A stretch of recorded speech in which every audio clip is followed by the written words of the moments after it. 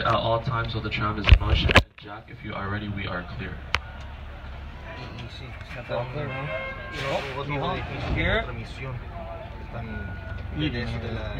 De la estación internacional de espacio que está flotando aquí en órbita alrededor del mundo, desde el planeta Tierra, ¿no?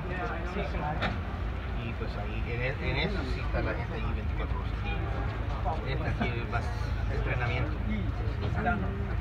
Pero aquí donde salieron las primeras misiones para la Luna,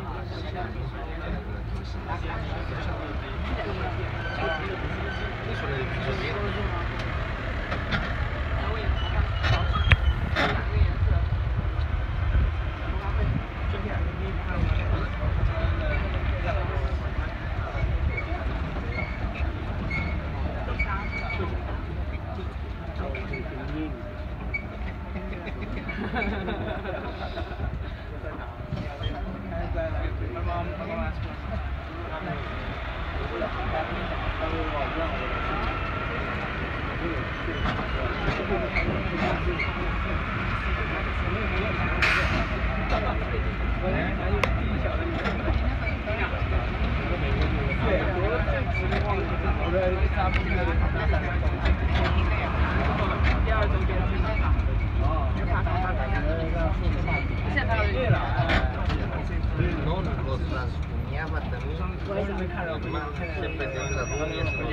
Alright folks, right ahead of us you'll see Building 21, the Human Health and Performance Laboratory.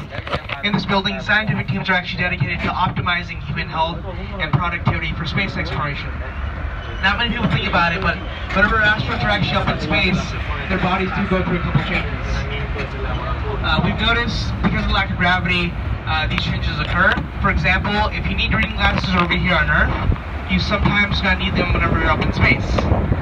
Vice versa, if you do not need reading glasses over here on Earth, you sometimes do need them whenever you're up in space. We're not exactly sure why this happens, but we're pretty sure it has to do with zero gravity. So we're trying to find a solution for this problem because our future plans to go to Mars will be over a year long. We want to make sure the astronauts will be able to see whenever they go to Mars.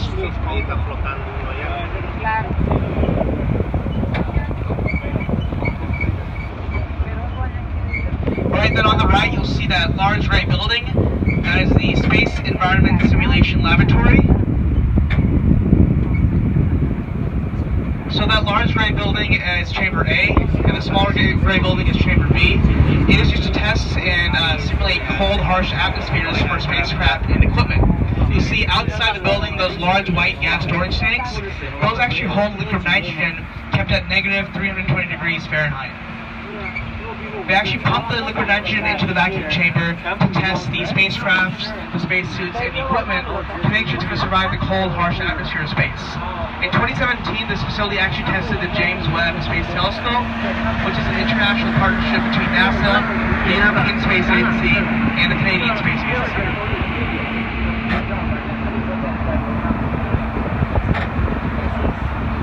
So on the right now, you'll see the liquid nitrogen tanks I was talking about.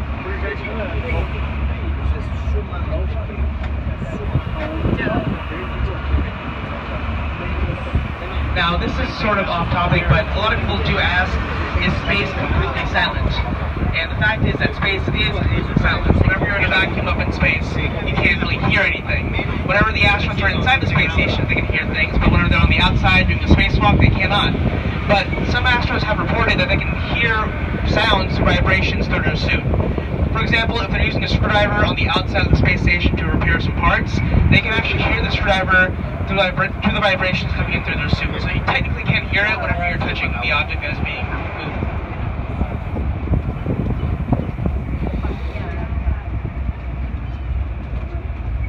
Now on your right, you'll see Building 49, which is the Vibration and Acoustic Testing Facility.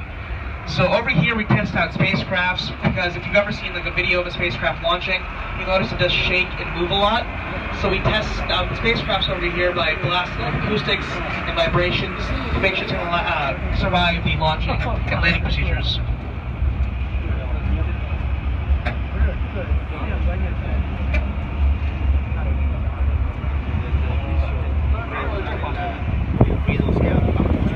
And then on the right, you'll see that large building. That is actually our second stop. That's the Space environment, that's the Space Vehicle Mock-up Facility, or the Astronaut Training Facility. Inside the building, we have large mock-ups of the International Space Station, where the astronauts actually do train. We also have robotics and rovers and things like that the engineers and scientists work on. So that's Building 9, the Space Vehicle Mock-up Facility, or the Astronaut Training Facility.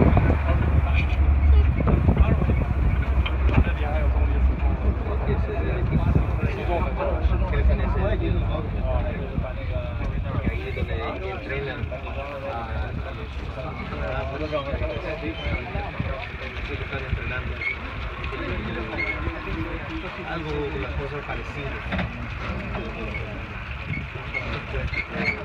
con la estación internacional, el espacio lo que es igualito en dimensión, todo eso, para que vayan entrenando de los botones, cómo vivían ahí, sí.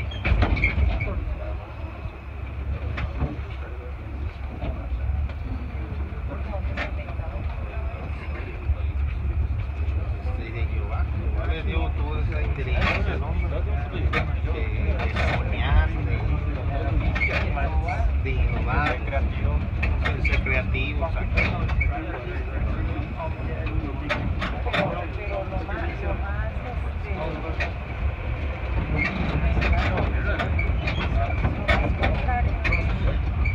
Alright folks, so a couple things before we go to our second stop. Same rules last time, just try to keep your voice slow as we go into the building. Please wait for the tram to come to a full stop at the building, then you may exit towards the right side. And once again, please do wait for us to go inside.